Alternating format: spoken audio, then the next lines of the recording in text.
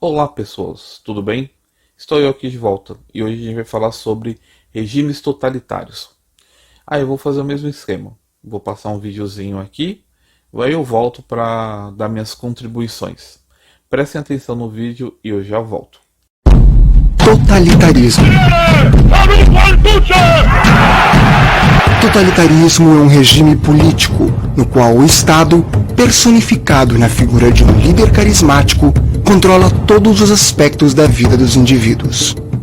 Os regimes totalitários foram regimes de partido único, que mobilizavam as massas por meio de grandes encenações públicas, que exaltavam não só o partido, mas também o chefe do Estado. Mas como isso aconteceu? No começo do século XX, com o término da Primeira Guerra Mundial, os Estados Unidos emergiram como grande potência econômica, financiando a reconstrução da Europa em crise. Mas em 1929, ocorre a quebra da Bolsa de Nova York. Nesse cenário, alguns líderes surgidos da Europa em crise ganharam espaço. Benito Mussolini, Adolf Hitler. Eles exerciam o poder apoiados por grupos paramilitares, radicais e violentos. Os regimes totalitários têm em comum o culto ao Estado e ao chefe, a crítica ao liberalismo econômico e a oposição à democracia.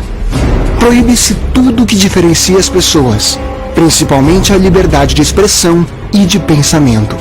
Na Itália, Mussolini assumiu o posto de primeiro-ministro em 1922. Mas sua ditadura cristalizou-se entre 1925 e 1930.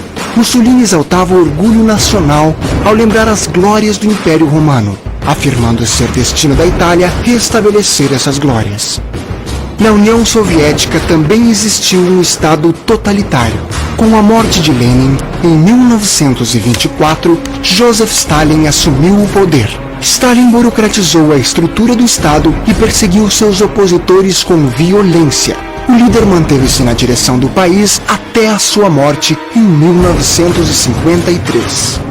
Adolf Hitler assumiu o poder em 1933 em uma Alemanha em crise, marcada por hiperinflação e desemprego, dando início à ditadura nazista, que perseguiu e exterminou milhões de pessoas, entre elas judeus, ciganos e homossexuais, e mergulhou o mundo na Segunda Grande Guerra Mundial. No Entre Guerras, surgiram na Europa governos autoritários de inspiração totalitária. Esses governos, apesar das semelhanças com o totalitarismo, nem sempre possuíam um único partido e viam com receio a mobilização das massas. Alguns historiadores também afirmam que existiam brechas para a expressão dos indivíduos. A ditadura do general Francisco Franco na Espanha teve início em 1936. As bases do franquismo foram a defesa da unidade nacional, o anticomunismo e uma severa censura. A democracia só foi restabelecida na Espanha em 1976, com a volta das eleições e da monarquia parlamentar. Em Portugal, Antônio de Oliveira Salazar implantou o salazarismo, ditadura de inspiração fascista que vigorou de 1933 a 1974. Os regimes totalitários abalaram o mundo em seu tempo e são hoje uma página virada na história da humanidade. Mas são mesmo? A herança dos regimes totalitários persegue a humanidade até hoje. E a cada crise, a cada comoção social, a lembrança dos tiranos, seus regimes, nos faz pensar: isso pode voltar a acontecer? Voltando aqui para comentar sobre o vídeo, eu vou seguir a ordem que eles usaram no vídeo, tá bom? Então vamos começar sobre fascismo de Mussolini.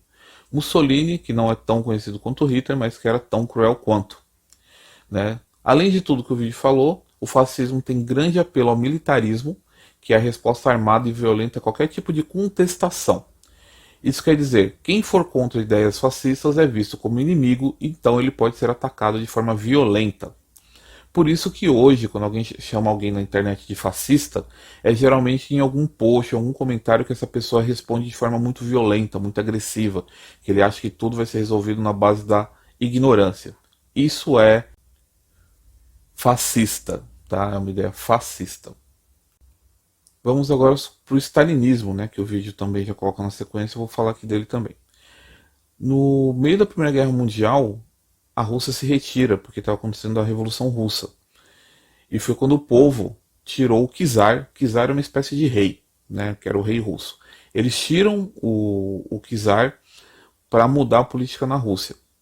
E assim Lenin, que era o líder da revolução, vai liderar agora o país com um novo nome, com o nome de União das Repúblicas Socialistas Soviéticas.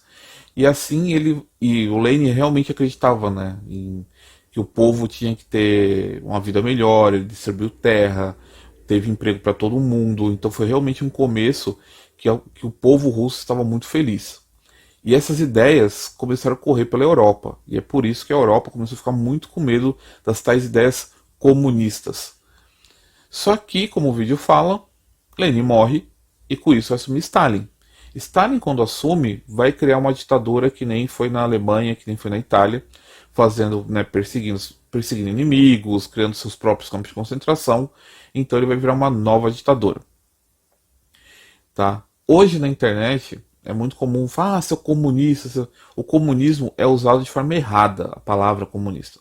Por quê? Porque, primeiro, né, União das Repúblicas Socialistas Soviéticas. A União Soviética era socialista.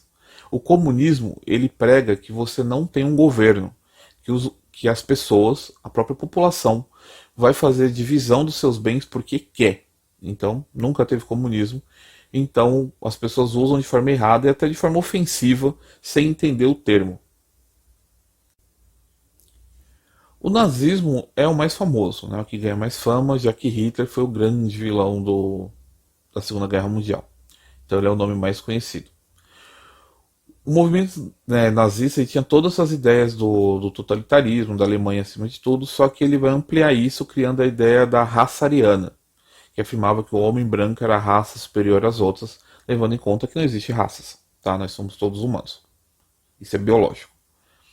Então ele era totalmente contra qualquer um que não se encaixasse na ideia do homem de bem alemão. Então tinha que seguir esse padrão. Então eles caçavam minorias, homossexuais, religiões que não eram de acordo com o que era aceitado, no caso dele era o catolicismo, e judeus, principalmente judeus. Judeus foram muito caçados. E por que os judeus? Porque eles consideravam o judeu um povo inferior, então eles estavam estragando a Alemanha por causa disso. E também culpavam os judeus pela crise econômica alemã. Porque os judeus sempre foi um povo, os judeus são um povo que se ajuda muito, e eles são muito bons com comércio e negociações, é da cultura deles, eles são assim. Então, enquanto a Alemanha estava quebrada economicamente, os judeus tinham guardado dinheiro, juntado seu dinheiro, para poder passar pela crise sem tanta dificuldade. Só que isso foi visto como se eles estivessem roubando os dinheiros dos alemães. Né? Foi a desculpa que foi dada para isso. O Hitler inflamou, né? A propaganda do Hitler inflamou isso. Então os alemães acabaram dedurando os judeus. Então todos os judeus alemães foram caçados e mandados para campos de concentração.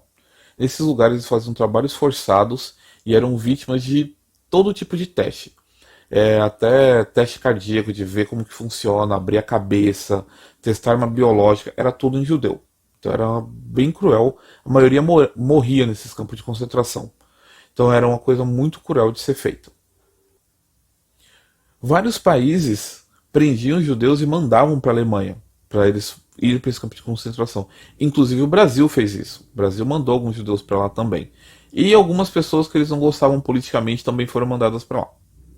Então hoje, quando alguém é chamado de nazista, é devido ao racismo, à homofobia, à falta de respeito por algumas religiões e por acreditar que, né, a etnia branca seria a etnia superior. Uma curiosidade, durante o nazismo, né, antes da Segunda Guerra Mundial, teve uma Olimpíada, acho que foi em 32. E Hitler patrocinou essa Olimpíada, foi a Olimpíada de Berlim, foi patrocinada pela Alemanha, o Hitler queria muito. Mas o que aconteceu? Ele fez a Olimpíada, porque, né, vamos mostrar que os alemães eram melhores, e numa prova de atletismo, um atleta negro ganhou. Ele ficou furioso e não foi cumprimentar o atleta, porque naquele momento ele provou que estava errado. O vídeo fala também da Espanha e de Portugal. São menos lembrados, mas também foram grandes apoiadores de Hitler, né? O vídeo foca muito na Europa, mas a gente vai ter, por exemplo, o Japão, com o estatismo Showa, que era muito próximo a ideias fascistas, né, da Itália, também chamado de ultranacionalismo. Na época, o Império do Japão era bem militarizado, então ele tinha essa ideia da resposta, da violência, e eles acreditavam que apenas a força do Japão poderia governar a Ásia e fazer deles o povo perfeito. É por esse pensamento que o Japão, China e Coreia, principalmente, não se gostam até hoje, por causa das invasões japonesas. E depois vai ter outros conflitos na Guerra Fria, que aí isso é um conteúdo para outra aula, mas que acirra muito ali o conflito da Coreia, por exemplo.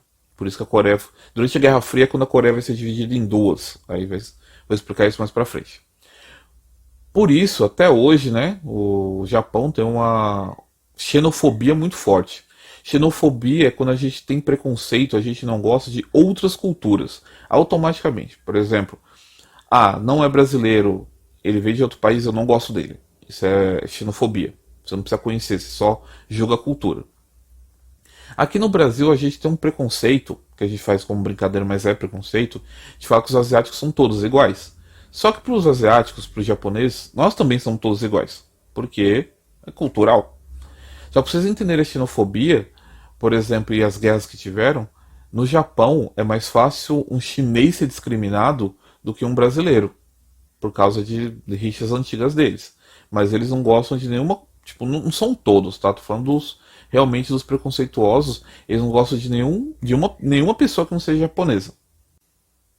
E no Brasil, nosso Brasilzão, né, não poderia estar de fora, nos anos 30, governado por Getúlio, tinha grande simpatia pelo nazismo e pelo fascismo. E assim vai surgir aqui no Brasil um movimento chamado de integralismo, que vai pegar toda essa onda, sabe, do militarismo, do Brasil acima de tudo, não gostar de estrangeiro, tudo de ruim foi pegado também. Tanto que o Brasil mandou judeus para a Alemanha e algumas pessoas que eles não gostavam politicamente também foram mandados para lá. Só que quando vai começar a Segunda Guerra Mundial, o Brasil não fica do lado da Alemanha, que é o eixo, eles ficam do lado dos aliados, que é o pessoal que é Reino Unido, França, Estados Unidos. Por quê? Porque os Estados Unidos faz uma ameaça para o Brasil, porque nós estamos no mesmo continente, então o Brasil acaba ficando do lado dos aliados mesmo, ele tendo sido mais simpático à Alemanha. E ali para 1942, 1943, quando ainda está tendo a guerra, o Brasil cria seus próprios campos de concentração. Só que aqui no Brasil ele vai prender italianos, alemães e japoneses.